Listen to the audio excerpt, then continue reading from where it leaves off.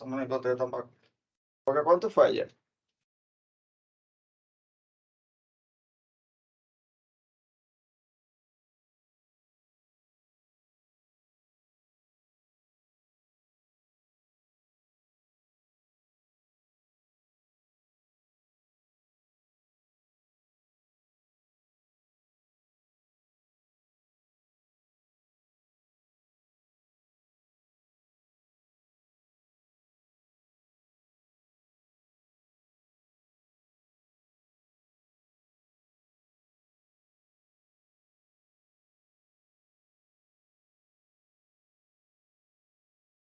Good morning, everyone. In 3 minutes, we are beginning.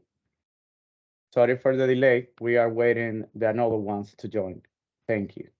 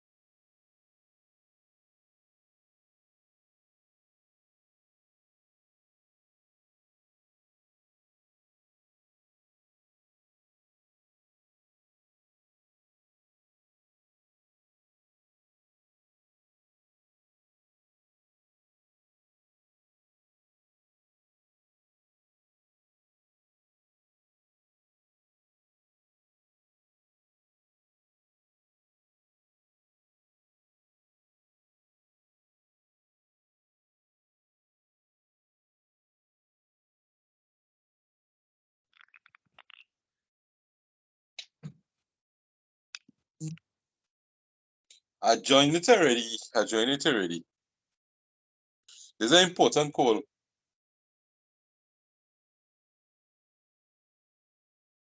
Good day. Good day, all. I'm here from GDAP. Good day. Good day. And I don't know who said it was a very important call, but yes, it is. That was Dominic, I think. Okay. Yeah, that's my co-worker from the GDAP also. Yes. All right. Hey, Good everyone. morning. But if the person that said it is not that important, do we take it on? Suresh, every topic MC3 brings you is important. We don't want to waste your time, Suresh. Yes, Dominic, I'm not talking about you. I'm talking about me. Yeah. Okay. Can you change of shirt or put something, a mask, something on?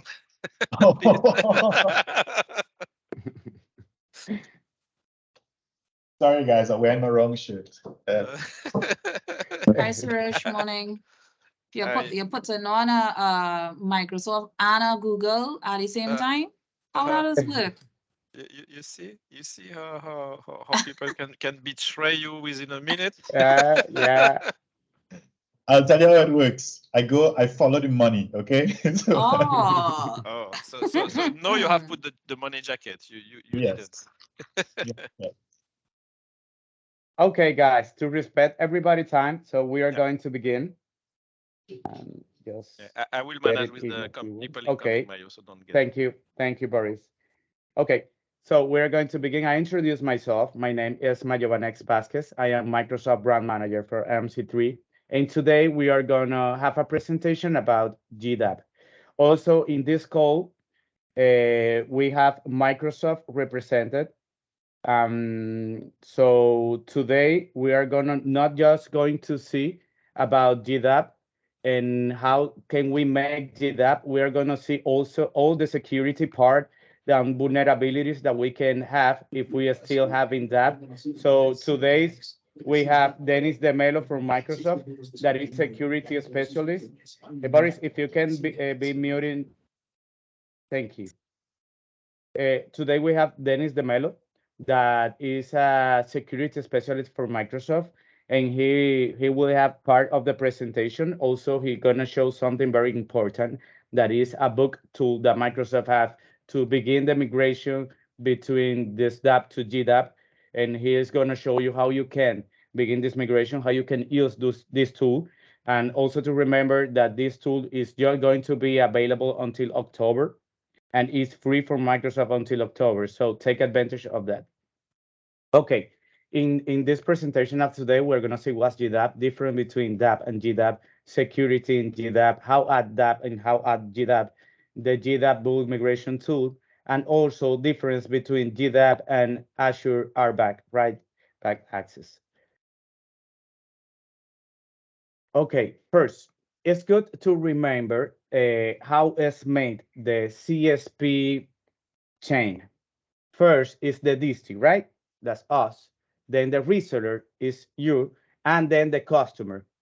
When we make and give some kind of service, the service comes since Microsoft first, Microsoft is here, then it passes through us, you, and the end customer. So when we have this delegate admin privilege, here in this chain, the dist have the key of the kingdom of all the permissions that have these services. And that's what Microsoft is trying to fix with GDAP. When you have the delegate admin privilege, you have global admin and also help desk admin. That's why sometimes we have calls for our customers telling, okay, I'm trying to open a ticket in Microsoft. And when I call or when I go into them, they told me that this is the one who can open this. And then you can for us, and we try to open the ticket. We open the ticket, we solve the problem, but we need to complete this change until the dist. So what GDAP is trying to do is that you as reseller or the end customer can have those privileges by themselves. So we don't have to keep moving that chain to also the dist that maybe it's not the one or is not the one that is managing the end customer, because we just work with reseller involved in these kind of things that maybe can be resolved by the customer or by the reseller. Okay, first, it's good to remember that we send this link to all customers for the first time we're transacting with them. When we send this link, that everybody knows it, I'm in another in different part of this presentation, I'm going to show you how you can find this in some way that someone here doesn't know. But to remember that if we have a new customer that is already using Microsoft 365 as a tenant, they need to accept this link to begin the relationship with us, with you as a partner and with us as a dist. So when they accept this, we can begin to assign services and subscriptions to this customer. So when you send this link, it's good to remember that in this part, where it said GDAP equal true, it means that if the end customer accept this link, it's giving us the DAP permissions. So we have global admin privilege and help desk admin rights, just for them to accept this. Also, I'm going to show you how you can, in Partner Center, make a link without that. So the GDAP. Make it very clear, Mayobanex, because maybe not everyone in the room is tech enough, but delegation admin DAP means that us, the dist, have all the rights on the customer's tenant. Exactly. All rights. So it is a very high risk for everyone that if my account, my Urbanex account, or whoever account at MC3 who has access to this is compromised for any reason that can happen, that there is a big risk for everybody. So today, it is really important to move from DAP, which is the model from the past, and brings that layer of very global administrative possibilities, where GDAP will restrict those rights to a scope that you and us will determine, so that we are sure that only the minimum required is delegated. Thank you for the intervention, Boris. Okay, so difference between DAP and GDAP. Much of the difference, as I mentioned, is that when you have DAP, you have global admin and help desk admin, which mean kingdoms keep. So as Boris said, you have all the permission of that tenant of the customer. The relationship time is unlimited. Once the customer accept this link, you can be providing service for them around the time. There is no expiration limit time, so you can just give them new subscription. In GDAP, this change. It's good to remember this. Semi-custom invitation link and no spark. We make just an invitation link for partner. Everybody here in this meeting have one invitation link and can send this invitation link to all the customers. It's a link that no spark, and it's a link that contain most of the time this global admin and help desk admins too. No security group. There's no security group, no needed because you have all the permissions together. No workload limitation. With that, you cannot make a limitation of workload between groups. And then it would show you how you can make this with GDAP. And also you don't have access to PIN. PIN is Privileged Identity Manager, when you can have just in time rights and just a node rights for the groups. Okay, so first thing, in GDAP, we have level of access. I'm being a little bit fast because we also have Dennis that will explain this more deep. This is more like a structural and commercial and how you can make this. With Dennis, we're gonna see point by point how you can go inside this. Good. So I'm trying to give in enough time to don't have here 2 hours or hours and a half.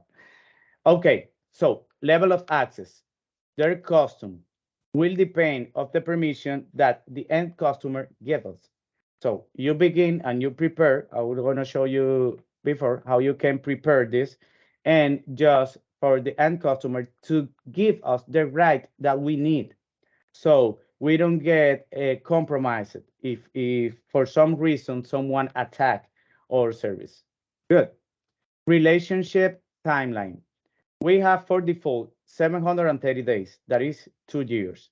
That's the max of the relationship. It means that if we have GDAP with one of our customer, every 2 years, if we have all, because also we can have this for 1 day and 1 week, the customer can give us default permission for 1 day. We will not have access to give them more services or subscription if we lose this relationship timeline. So it's good to remember that when we are in GDAP, we need to keep looking that we have the relationship with the customer because maybe they need to make a renewal and we doesn't have this relationship. Good. It's good to remember this. Invitation link is custom. Every invitation link is made personalized to the customer. Not for every customer, we need the same privilege. So we are gonna make one link for each customer. And this link also have different relationship timeline. And that link can just have one use, it's part. So when you need to add these permissions to a new customer, you need to create the new link. And I will show you how you can make this.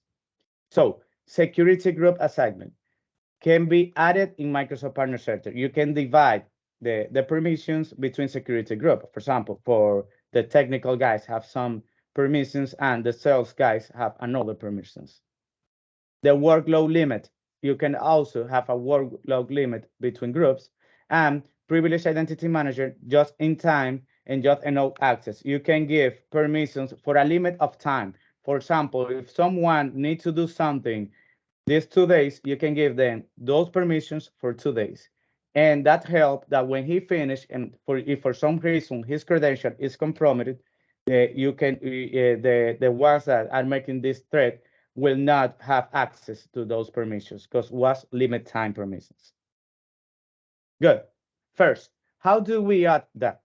This is the normal. We see that, sorry, Maya, but just a quick information. We see that most of the hacks that occur on whatever system are due to some administrative privilege accounts that are left aside, that no one takes care anymore. And that hackers, guess what, they are very great to take those. So it is very important, this just in time, just enough privilege thing, because this eliminates by itself, Yeah. this kind of risks, because it's very, very frequent, sadly, that the entrance door is that there was a global admin given to someone long time ago. The email is not monitored anymore, and someone gets access to it.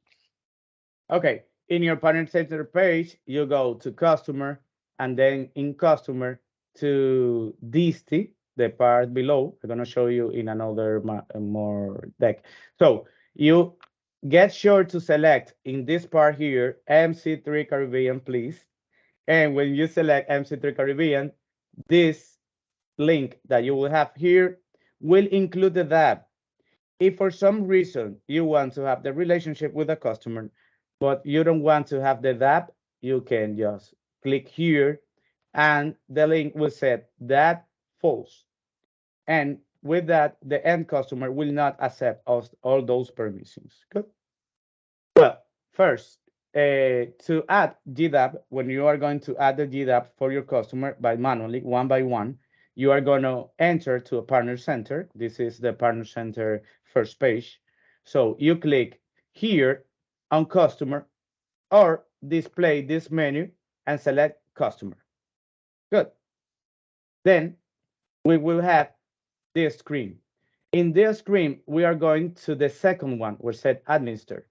This is a new one. If you remember, this wasn't before, and this new one is just for add GDAP. When you click here, you will see this screen here.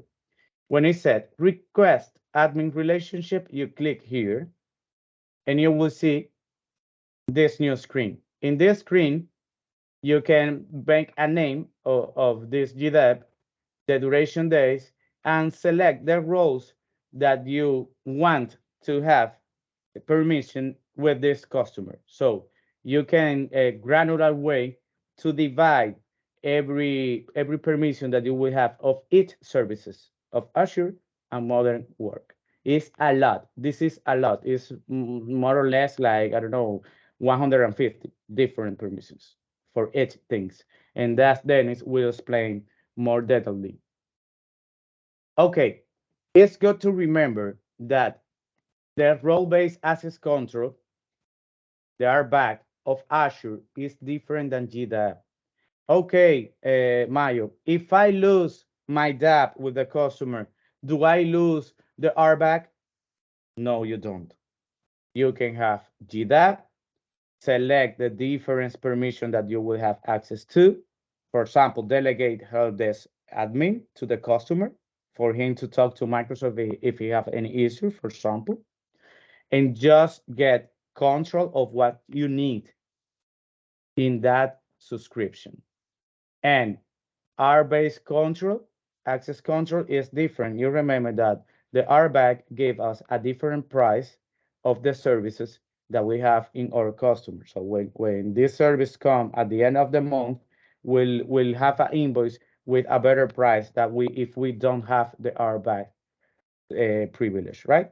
So if you change to GDAP to DAP, you will not lose this. If you need any help to know how you can have these permissions with your customer, please ask Adriana. We have Adriana. I also will give her here the mail. So you just ask Adriana, how can you have your RBAC and begin having this discount or better price in the service of the Azure platform.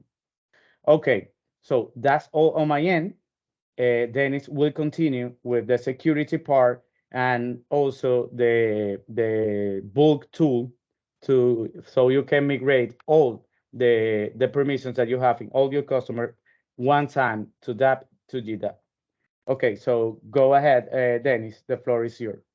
Thank you, everyone. Thank you very much, Mayo. Good morning, everyone. My name is Dennis Mello. I'm a cloud solutions architect here in Microsoft. I'm based on Brazil. So when I joined this call, I was saying, okay, good afternoon, team. And then the team told me, hey, Dennis, it's still morning here. So I'm sorry for that, but it's noon right now here. So today I'm going to deliver a quick presentation about GDAP, just to complement what Mayo was saying before. And the idea here is to give give you some step by step in terms of GDAP. You will also, and I'm going to share some resources here in terms of what you can find. Even the video, there is a really good video about the GDAP booking tool that I'm going to share with you. Just let me know if you have any questions. And before talking about GDAP, I just want to give you some numbers about the threats, the threat landscape we are facing. Of course, the numbers are changing over time, but just to give you a little bit of background in terms of the attacks we are seeing on the marketplace, around 34,000. Let me just switch here to laser, okay? Around more than 30,000 password attacks per minute, around 7 phishing attacks every minute. This seems to be kind of simple for you guys, but believe me, most of the incidents that we are seeing with our partners, with our disties over time, they are basically being attacked because of the lack of controls, because of lack of MFA. Sometimes they are getting phished, which means that once the attacker has access to their machines, and if the machines do not have like an endpoint protection, it makes much more easier to get the passwords, the username, the passwords for from the Azure portal. If you do not have MFA enabled, it makes even easier because it's only just a matter of putting username and passwords. And if the targeted user is a global admin, you can imagine what happens after that. They will basically create a lot of resources, sometimes looking for crypto mining activities, although Microsoft has changed the way we work with crypto mining by blocking. This is still frequent by like creating machine learning machines, DDoS, to be done outside Azure. Many things that can be done.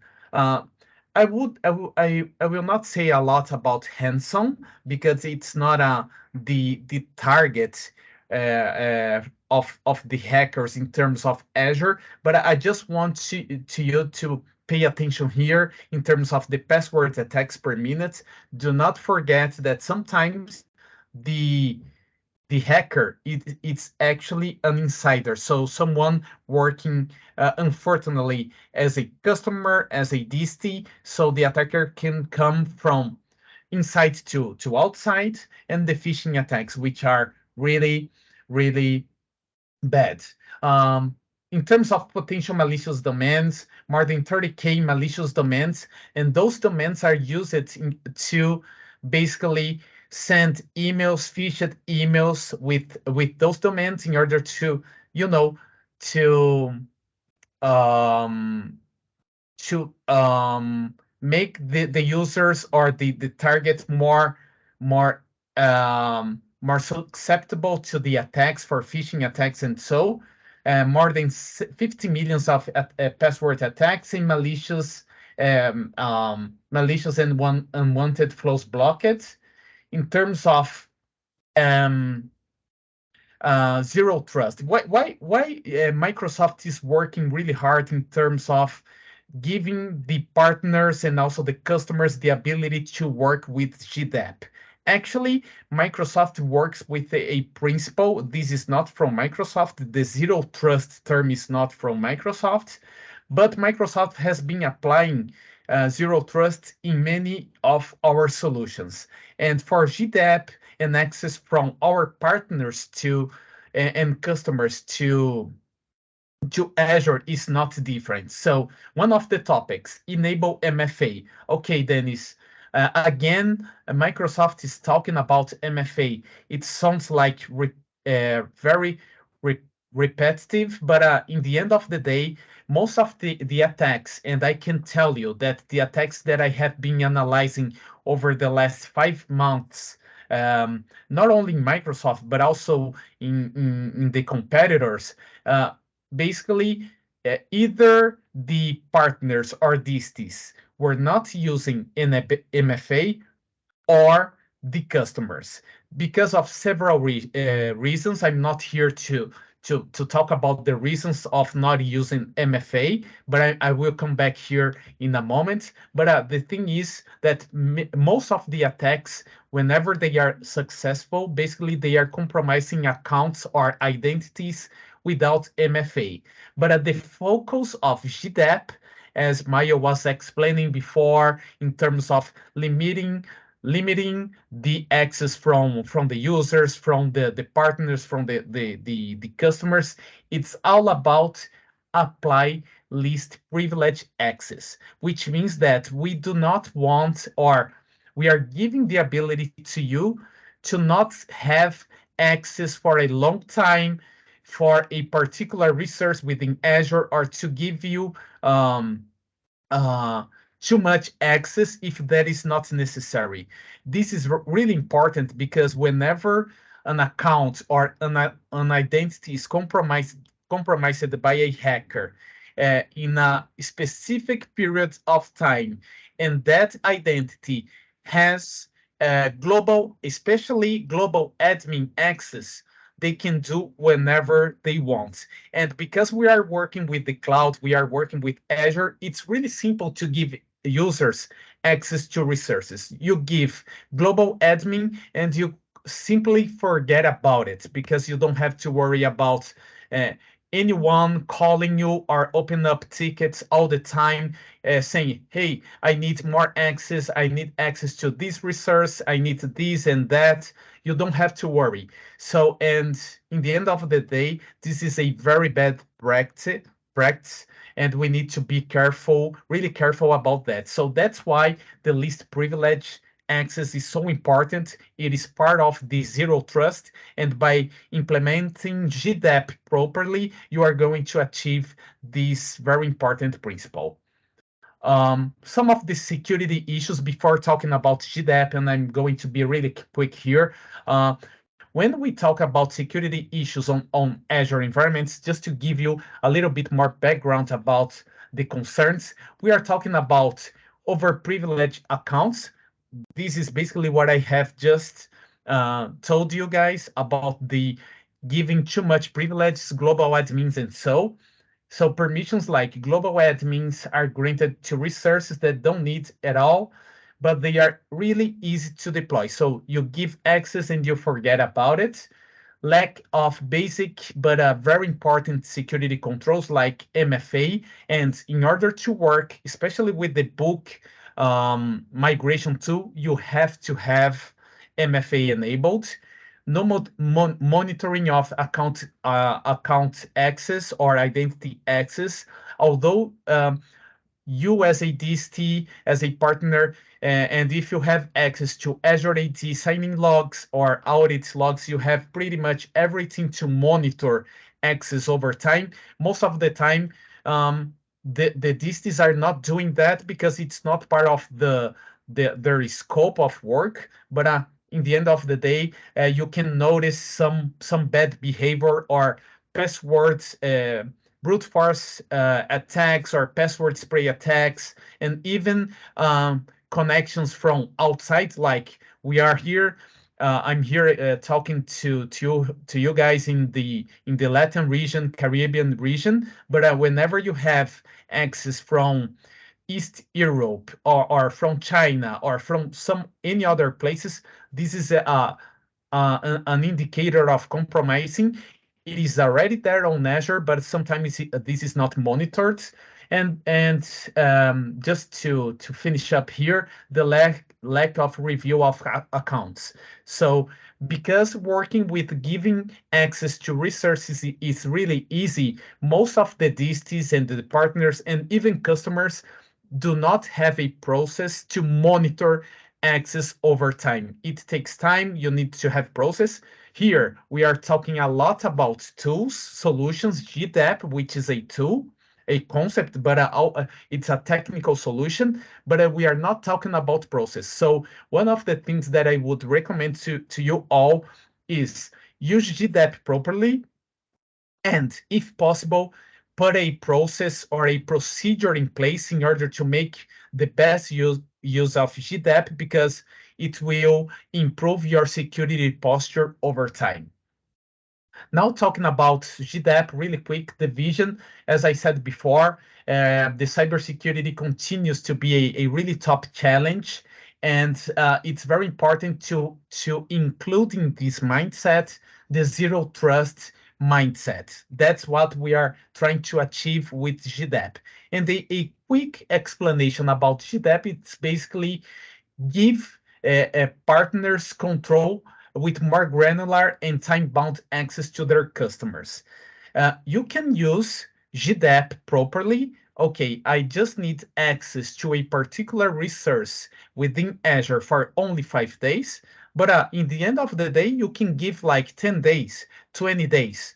The thing is this really necessary? And in order to control this kind of access, it's really important to have a process in place, someone to review. I'm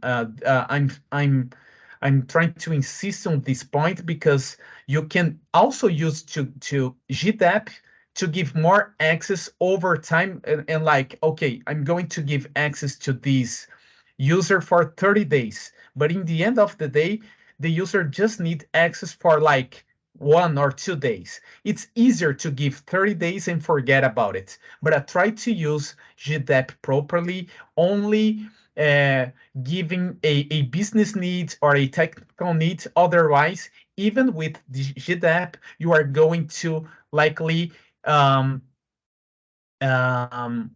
the business in a risk situation. So the idea here is the partners can provide more services to customers who are uncomfortable with the current levels of partner access. The more the customers are working with cybersecurity maturity, IT maturity, the more they will be concerned about access from partners and disties to their environment. So GDAP is also important in terms of managing the access from partners and disties in the point of view of the customer. And again, we are working with the least privileged access to partners. Some of the main features of the GDAP, we can split in 5 main topics. First one is the duration. So the partners can select a GDAP relationship duration between 1 and 730 days. Really important. Again, try to always work with the amount of time needed to complete a specific task, not more, not less than that. Supported roles. The partners can choose from Azure Active Directory AAD roles, okay, supported by GDAP, and there is a full documentation about the roles in order to get this granularity, and also this will be approved by customers at partner tenant scope, just like Mayo was explaining before. Very important. The partners are discouraged from selecting a global admin role for GDAP invitation requests. Why that? Because if you work with global admin and this account is compromised, basically the hacker, the attacker will be able to do whatever they want. They will be able to change rules. And we even see, because we are improving our security capabilities, sometimes the hackers, the attackers are so smart that they are calling Microsoft representatives, trying to posing like the partners or the disties, they have enough information to move on, and they will try to request access, or they will try to request something in the name of the customer or in the name of the distie, in the name of the partner. So be aware of that. The hackers are very smart. They know pretty much a lot of things about how Microsoft works with partners. They know information about customers, and so be aware that they are always one step ahead of us. Security groups, which is the third topic, really important. So the partners can create security groups in their tenants to organize their employees that so they can restrict their access per customer, per Microsoft 365 workload level, and also partition their employees' access per customers depending on the business needs. Reporting. This is very important, especially when we talk about auditing, especially when we need to review access for a specific period of time. The partners can use GDAP reporting analytics to track invitations that were approved by customers, and also the relationships across their customers that are expiring. It's just a recommendation here. Be aware of the reporting. Try to, once you work more with GDAP, try to see the reporting over time. If you have enough resources in your organization, try to give someone access to the reporting to see if the requests are accordingly to a business needs, if the relationships that are expiring I'm sorry, are expiring need some kind of attention. It's really important to monitor over time what is happening in the environment. And finally, the termination itself, which can happen if the partner or the customer needs to close a contract with the partner, or if the customer is moving to another partner, another distis or disti or whatever. Both the partner and the customer can terminate access that was granted through GDAP. Just a quick overview. I'm not going to spend a lot of time here because the documentation is very, very clear. And by the way, I'm going to share right now. Just give me a moment. I'm going to share. Sorry for that. I'm going to share here on the chat something really important, which is the collection from Microsoft with many information about GDAP, including FAQ. Okay, so you can take a look. Give me a moment. Let me share here. I just want to take advantage of our time and give you, before we finish up our call. Oh, the chat is not working really well, but I guess it's my machine here. So in this collection team, you are going to find a lot of really important resources, okay? And I'm going also to already share the video about the GDAP bulk migration tool. I'm going to talk in the next slides about it, but I'm going to take advantage. This is the direct link to the demo. It shows step by step on how to set up the GDAP bulk migration tool. Okay, I just think that you will have to authenticate on the portal as a CSP, but after that you are going to be able to download. It's a very good one, shows step by step how to do with the GDAP tool, migration tool. But let me move back here. So in terms of how GDAP works, so GDAP provides restriction of access, just like Mayo was explaining before, at the customer, partner tenant, partner user, and also workload levels. Those security groups can be set up on Azure AD through the groups sections of Azure AD. So you can create like 3 different or 2 different security groups. It will depend of your organization, your technical resources, and so. And based on the security groups, you can give access to particular resources within the environment according to the business needs. So here you can, just an example, you have Alpha as security group, which has a relationship of 6 months to work with Exchange Online, SharePoint Online, and also administration of Intune. The same for Beta SG and Gum SG, as you can see here. Just a quick overview. In terms of considerations from transitioning from DAP to GDAP, this information is also available in the materials that I sent to you. But I just want to highlight that in terms of DAP relationships, there are no changes to the existing DAP relationship flow while DAP and GDAP coexist. Okay, so you can work also with DAP until you make use of GDAP, but once you remove DAP from the environment, there will be then you are going to basically open with the GDAP features. One thing that is also important is that transitioning a large number of customers. Some of you may have dozens of hundreds of different customers being managed by yourselves.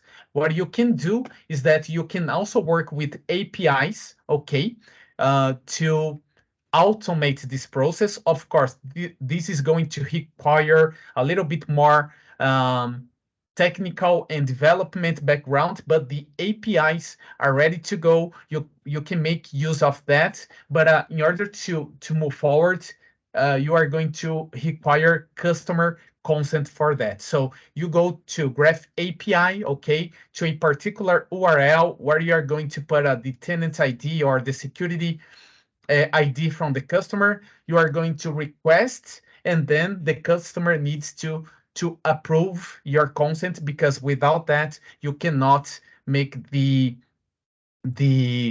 calls in order to automate the process for the customers. In this case, be aware that you need to reach out to the customer, asking or telling the customer that you are going to request access through the API, and once they receive the notification and approve, you will be able to carry out the API's procedures. Okay, that's it in terms of considerations. GDAP frequently asked questions. I also going to share with you the link. Very important here, because there will be probably, we are not going to have enough time to cover everything. So in this link here, probably you have already saw this web page, but basically this is the GDAP frequently asked questions. There are more than 30 questions being responded by Microsoft, with the most frequent questions from our customers and from our partners. The topics, as I was mentioning before, what are the topics you need to cover when transitioning from DAP to GDAP? First one, to audit the existing DAP connections, okay, to determine how the partners within your organization are accessing customer tenants. Then removing the inactive DAP connections. Third point, start to plan your DAP to GDAP transitioning, then transition to GDAP itself, and then disable DAP. So I'm going to cover each one of them really quick. Audit existing DAP connections. So in order to understand what is happening in terms of the existing DAP connection, you have to go to the portal, and the report will display a lot of information about the customers, about the access, and so this report itself, it's going to show all the DAP enabled customers for that particular partner, and then the report can also be used to have a visibility about partners, indirect providers, indirect resellers, transitioning from the CSP program. So you are going to basically have pretty much everything in these reports. Okay, the partners can access that reporting by going to first Partner Center, then Account Settings, security center, and finally, you go to the administrative relationships, okay? Here are just a couple of filters that you can use when you want to see more information about the DAP connections and the statuses. Inactive for more than 90 days, 60 to 90 days, 30 to 60 days. So this is going to give you visibility about what is happening sometimes. And I would say, please focus on the inactive for more than 90 days. And on those environments, I would also say that is important to see how the users are being, how the users, the Azure Active Directory users of that tenant or subscriptions are doing, because oftentimes some of the attacks we have been seeing over time, they are targeting small environments where the users are inactive for a long period of time. So try to focus on them, try to manage, change the passwords, or ask to the customer. If you manage the environment, try to reset the passwords, try to see the Azure AD logs to see if there is anything wrong, but I would suggest to change the passwords or even delete those users. Very important to do. And most likely they will be inactive for more than 90 days, and then you can focus for those that are inactive from 60 to 90 days and so on. Field details, you can also, this report basically goes through the details of each customer DAP connection and also the activity associated to them. You are going to see the customer number of partners, users signed in, very important metric, number of times partners, users signed in, and percentage of global admin signings. Second point, remove inactive DAP connections. Before removing, it's very important to notify your customer about turning off DAP to show the value and why we are going to move from DAP to GDAP. Basically, the explanation that myself and Mayo are doing here, and also material that you can find on those links that I shared to you. It's important to know that partners won't be able to have access to the customer's online services once the DAP is turned off. And by turning off the DAP access for a customer, we'll also turn off the partner's administrator privilege to manage those capabilities. So it's those are some of the pinpoints when we are talking about turning off DAP access. Please keep them on mind. Lastly, but not least, turning off DAP, it won't affect the current role based access control roles on the subscription, so it won't affect any of the PCEs that you are already working. The DAP removal, just a screenshot. I'm going to share this presentation so you can have basically pretty much with more detail. But the DAP removal, you will in this screen you have all the steps you need to see or to verify in order to move forward. So selecting the customer, then selecting disable DAP, then a prompt will appear once you select disable DAP. Then you are going to check for the box confirming that you have notified the customer about turning off DAP, and then select the disable button. Okay, you are going to see once you have access to the presentation. Once the DAP removal is requested, the customer will receive an email notification informing then about the request from the partner to remove the DAP role in the specific account, just like you can see here.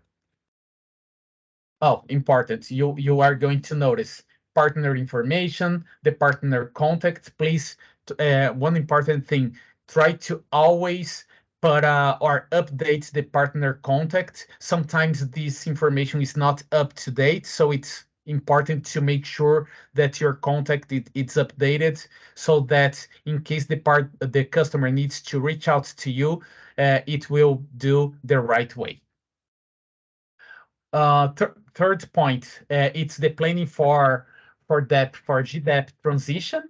In order to prepare to the transition, it's important to understand what will be the activities that the partner users will do in the customer tenant. Then Microsoft recommends to grant your partner users at least the least privileged roles. That's the explanation I was saying before about the least privilege. Try to not work with more privilege than the required, because this will put your organization and the customer environment in risk. And also in terms of the roles, there is a guidance to help to determine what can be the GDAP roles. Unfortunately, I would put a screenshot here, but we also have a link for that. Okay. Transition to GDAP. This is the last point. I'm going to show really quick. Please confirm. I don't know if any of you have the opportunity to download the video. If anyone was able, please let me know here. We can be open up your mics or putting in the chat. But the GDAP bulk migration tool, it will basically create all the GDAP relationships with the Azure Active Directory roles. It once you use the bulk migration authenticated to the customer tenant, you are going to make use of several files where you are going to include the information about the expected roles. There will be like tenant IDs and so also included in the CSV or the JSON files.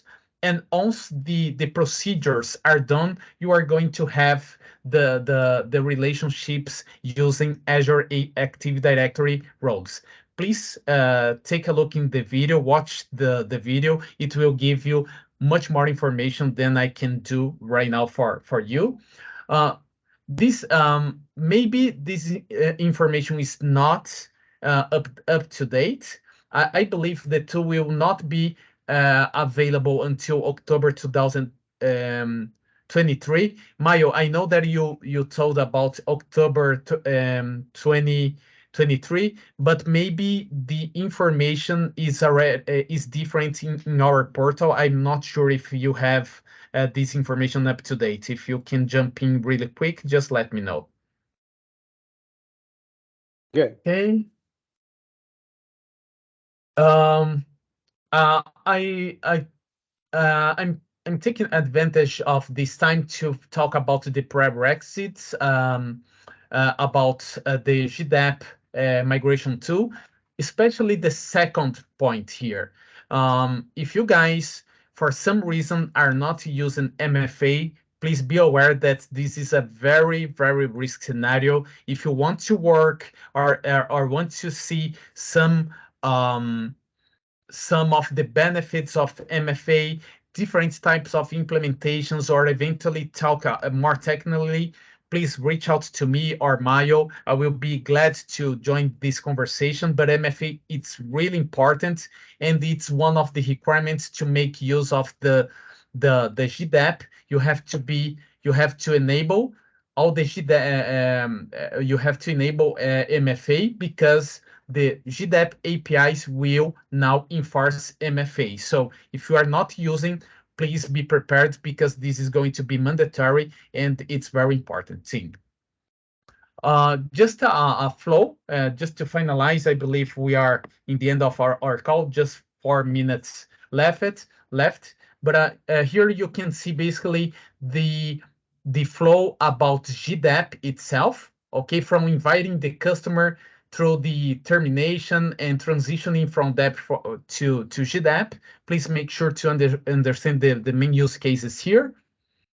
Those are the topic number 4. It's all about inviting a customer. It's really easy to make this through the portal. You are going to select the we are going to select the customer and then the admin relationships, and then you are going to request admin relationship.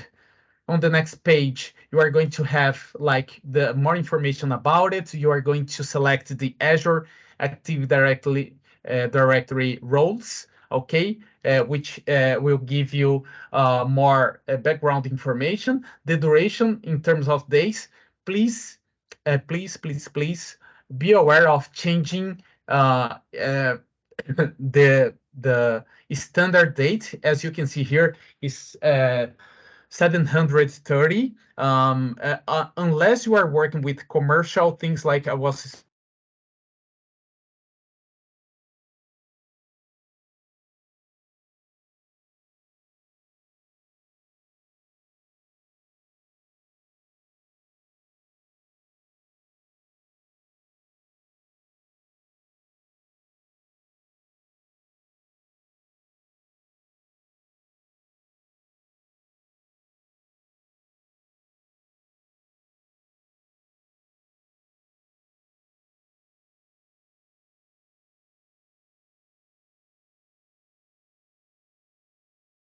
approval was done or not. Team, basically that's all that I wanted to deliver. I know we are almost on top of our time. I'm going to share this presentation with you. Please let me know. I hope you found this speech valuable to you and understand the business value and why GDAP is really important. And I also want to thank Mayo, MC3 team to be part of this conversation. I'm glad to see someone like you are doing a great job, concerned about the importance of GDAP. Thanks to you all. Thank you, Dennis. Thank you, everybody, for being here. If you have any question or any doubt that maybe haven't been answered by chat, please, this is the time to ask for something that you need. Thank you, everyone. Thank you, all value partners of MC3 and content team.